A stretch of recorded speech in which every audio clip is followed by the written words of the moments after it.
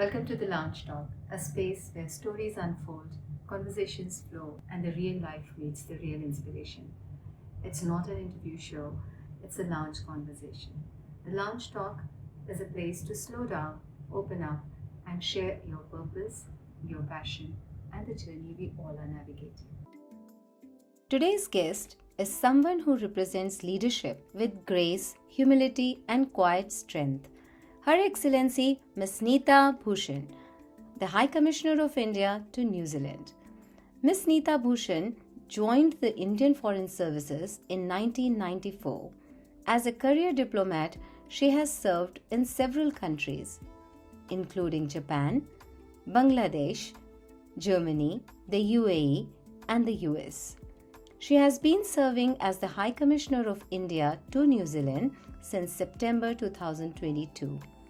In addition, she is accredited as the High Commissioner to Niue, the Cook Islands, Vanuatu, and Samoa. Over the past 3 years, Ms. Bhushan has focused on strengthening India-New Zealand bilateral relations across various sectors, including political, commerce, defense, security, culture, and people-to-people ties.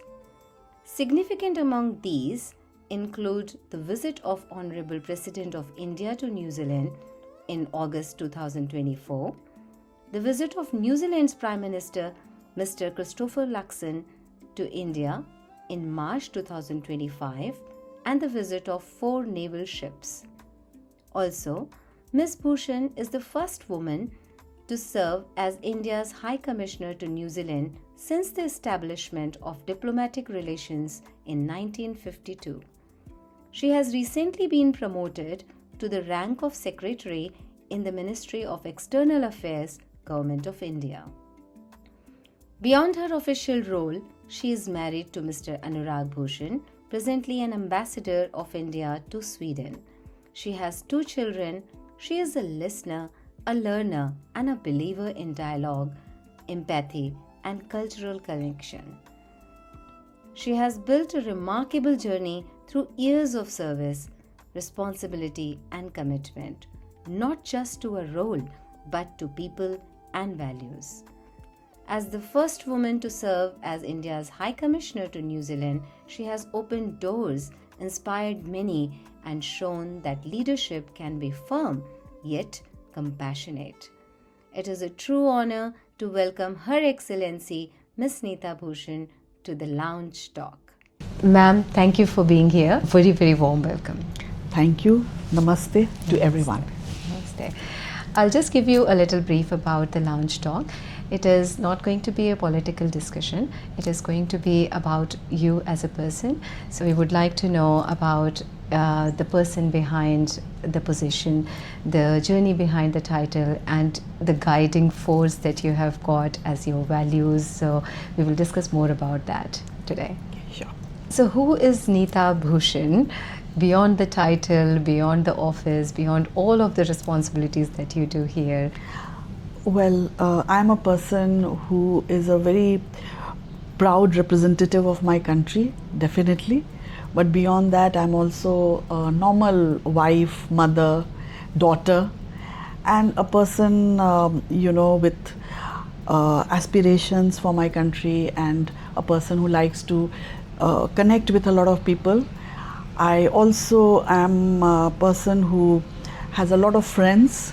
I have friends from my childhood, from primary school, and from every posting that I have been. Mm-hmm. And here in New Zealand also, I think I was lucky to make a lot of friends, and I get a lot of support and love from all my friends. We have seen you. You are a very, very warm person, and the way you connect with people is something that makes you you. So Neeta ji, as a child, you must be a very bright student because the exams are quite tough. The journey is really difficult to pursue. Being an ambassador to this country or to many other countries that you have been, this is a tough journey to even imagine. Tell us a little bit about you as a child. Did you always wanted to become a diplomat? Did you always wanted to join the public service? Or what was your motivation to get there? Thank you, Vandana, for this question. Yes, from a very young age, I wanted to join the public service, and I was very fascinated with books. I had a lot of books in my house, and I read through all the books. I was fascinated with the latest, international developments. I regularly read all the international magazines, and I aspired to be a diplomat definitely, because I thought that it would give me this opportunity to not just represent my country, which is such a great honor, but also, see international developments closely, and also make some sort of an impact on the society and the community wherever I am posted or wherever I am living. And from a young age, my family was already, my father was in the public service, and I watched him, and I saw that he got so much of happiness when he helped somebody, and I thought this job could provide that opportunity to help somebody, look out for somebody, especially someone in distress, and that satisfaction was something I was also looking for or contributing my bit to. So that was the motivation, and I started watching other people who were already in the public service, and I saw how they worked and how they got this satisfaction from helping others, and I learned a lot from that. So I wanted to make a little bit, a small impact wherever I went, on the community and on my work and so on. So your father was a diplomat as well?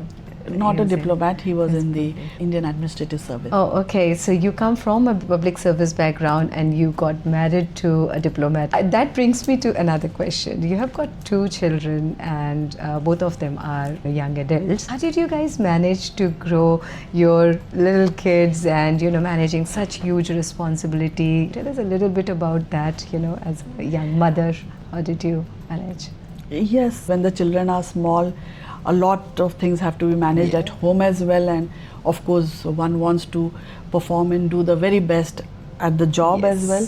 I'm very thankful to my government, the government of India, because when the children were small, in the initial years, my husband and I were posted to the same station. So we have done 4 postings together. And so we had that support of each other, and I want to also say that I got lots of support from my mother and my friends. So whenever there was a crisis, someone would step in to help me out. This attitude of helping each other really helped me a lot. No, definitely. We need more women like that who help each other to grow more. So, and you're the perfect example for that. Really commendable on what you have done so far, and you have been inspiring so many young women out there. You have done amazing. Thank you very much, Vandana. You are the first woman High Commissioner of India in New Zealand. This is itself a historic milestone. So what has the journey taught you about the confidence, resilience and believing in yourself as a woman specifically? Generally, I think that being bold is very important, and also that one should be ready to move out of the comfort zone easily and smoothly. And I always believed in doing that and going from one place to another with a very open mind, and of course one has to be flexible and adaptable to whichever situation you are put in. And so I learned a lot from these journeys, which have been very exciting, interesting, and at the same time a learning experience. As women, we are inherently built to face challenges and overcome them as well in a very nice manner. So I think it's a big blessing to be in a position where you have to face so many challenges, because it shows that you can not just confront those challenges, but come up with something which is an even better solution to those challenges. Yeah, definitely. And being a woman, I think it inspires a lot of other women as well to look up to you. We do have a large Indian diaspora in New Zealand. During your tenure of 3 years, what are your key takeaways from the engagement with the Indian diaspora here in New Zealand? I'm very happy, and I'm really proud of our diaspora, because I have seen each and every member of our community being deeply invested in strengthening the relations between our two countries. People come up to me and always offer to, help or join an event or participate in an activity, and they come and say that, tell us what more we can do, how we can help you or the embassy perform better. So I'm very blessed, I think, to have a community which is very so deeply invested in this partnership.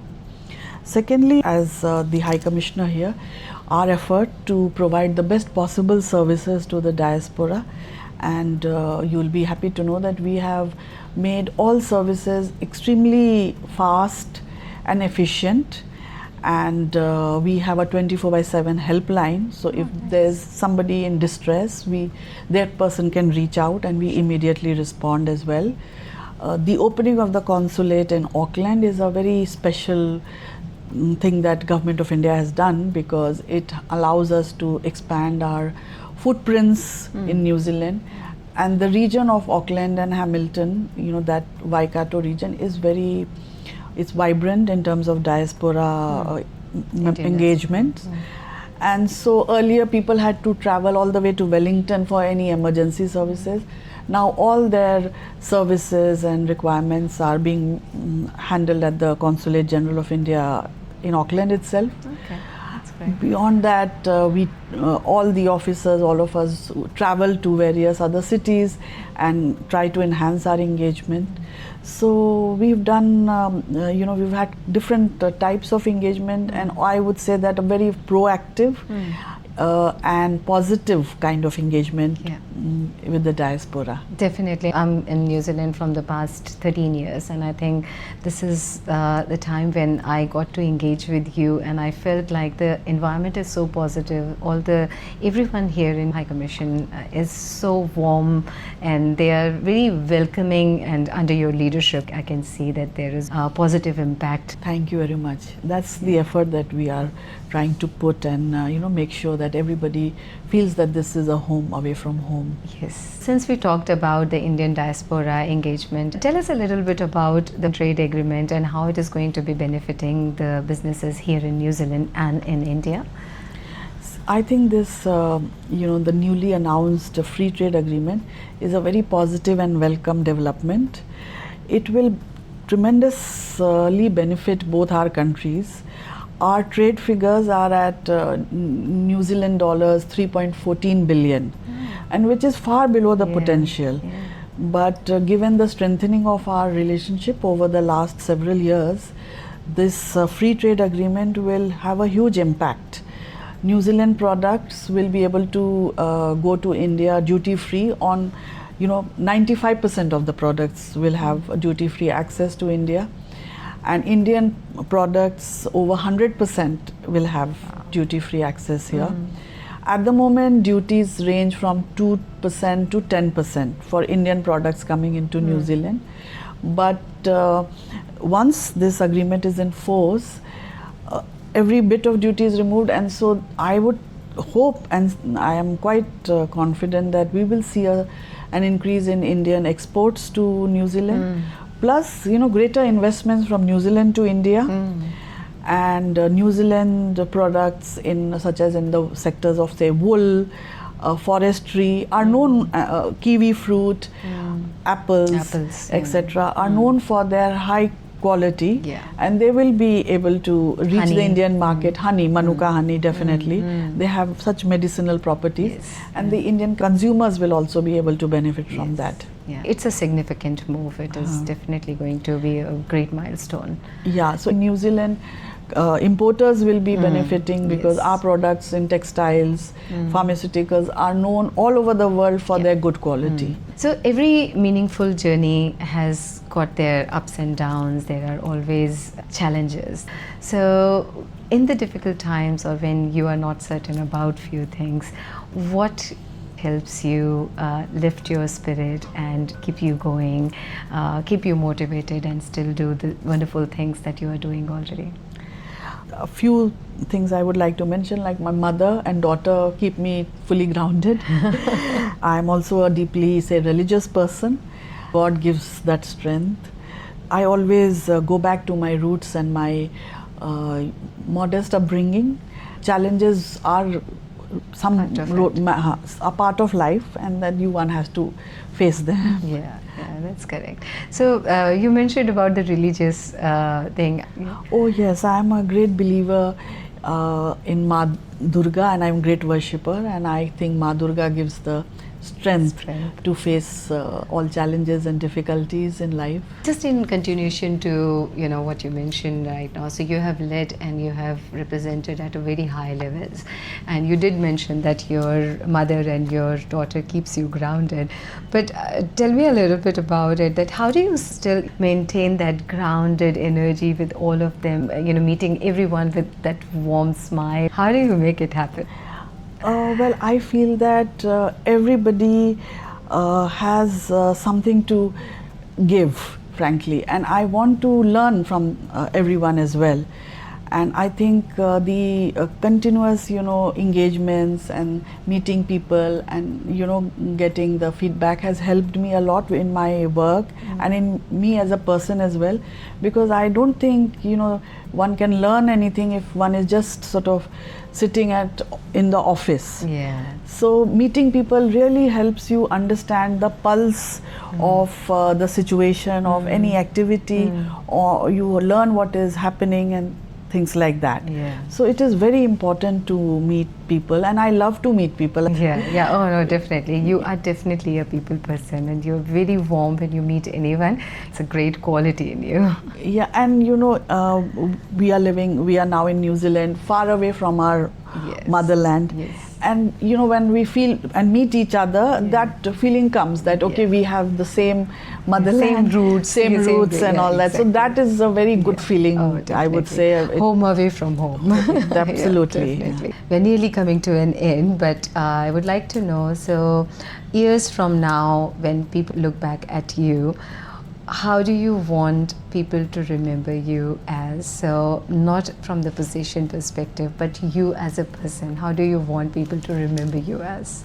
I hope that people will remember me more as a friend, somebody they could work with, share ideas with, give feedback, and a friendly person that way. That's how I would like to be remembered more than anything else.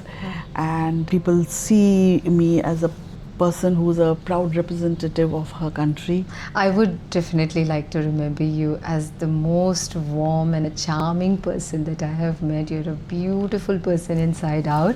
You bring so much, warmth to every conversation that I have had so many times with you. With your grace, you have changed a lot of things around, and as I mentioned before, that the whole positivity around your office comes from a great leadership. So definitely, your leadership is commendable. Thank you. And I also want to tell you that here in New Zealand, about out of 53 or 54 ambassadors, about 15 are women. So we have a women ambassadors group as well. Oh, nice. And we do share experiences and learn from each other as well. Oh, that's great. And though there are ambassadors from representing different countries, there are ambassadors from Europe, Asia, women ambassadors. But we feel that we have so much in common. Our journeys are, similar. The challenges are also somewhat similar. So we have a very good support group within the ambassadors as well. Looking at your job, looking at the high responsibility, and people do get intimidated about the job. People are unsure about the public service. What is your message to the young individuals, specifically the women out there? What would you like to give the message to them? I would suggest that young individuals, especially women, should definitely consider joining the foreign service, because it provides such different and varying opportunities. And something which is very unique to the foreign service is the fact that not just the fact that you represent your country and you are at the forefront of various negotiations, allows you to be the representative of your country. uh, gives you a chance to make a meaningful impact on the community or the society wherever you are. And I think the women will bring a certain amount of empathy and commitment, sincerity, and they will be even better because the younger generation is so confident, they are so well educated, they go out of the way to learn whatever they can. They are not, constrained by the environment in which many of us grew up back in those days. So now women are everywhere, and diplomatic service will give them a huge opportunity to be at the forefront of many important activities, not just see the global developments but actively contribute to various issues and developments. And the most important, I would say, is that whichever country one is posted in, the biggest responsibility is to work to strengthen relationship with that country. And then from the micro level to the macro level, one is engaged in all these activities which help to bring the two countries closer. And I would urge women to think of the diplomatic service as a career option, and not just women, even men, because young men with all their talent and the tech backgrounds, etc., can bring so much to the diplomatic service. I think the women are now ahead in all areas of life. So before we wrap up, Neetaji, I have got some questions for you. If you're not comfortable with anything, feel free to pass that question on. So are you a morning person or an evening person? Well, in my job, one has to be a 24/7 person. But if I have something important to do, I try and do it in the morning. Okay. I feel like morning is the better time. So you are more of a morning person? More of a morning person, Okay. yes. And chai or a coffee? Oh, coffee any day. A value that you never compromise on? I would say integrity, especially financial integrity. I think it is really important in the kind of job and the environment we work in. A book or a thought that has stayed with you? That's interesting. In terms of thoughts, I would say that one thing which stayed with me from childhood is that be bold and mighty forces will come to your aid. Oh. And recently I was walking through my library and I found the book written by our former Prime Minister Atal Bihari Vajpayee ji, and I read the book 40 Years in Parliament, and it was really an eye-opening experience. It was amazing to see how our leaders have worked decades on various things and issues to bring our country to where we are today. Nice. So one habit or a person that keeps you grounded? You already mentioned about your daughter. Is there any other habit that keeps you grounded? I do visit, I like to visit the temples whenever I can, and do community service, and I think that helps me be very grounded and connected with the people. Oh, that's wonderful. So one word that defines your leadership? Inclusive. Okay. So that's us, Neetaji. Thank you for sharing your journey with us with such honesty and warmth. And I'm very grateful that you accepted to be on my show. Thank you, Vandana. Thank you so much. I have also noticed that you've been a very positive contributor to various activities here in New Zealand. So congratulations, and wish you all the best for your future and all that you plan to do. Thank you so much. Thanks, Neetaji, and I wish that you keep coming to New Zealand. Thank you very much. Thank you. Your story reminds us that leadership is just not about the power or the position. It's about the character, it's about the courage, and it's about the compassion. To everyone listening today, if this conversation resonated with you, I would love to hear from you. What are you passionate about? What path are you building for yourself? Please share your thoughts in the comments, and let's keep the conversation going. This is your host Vandana, signing off until next session.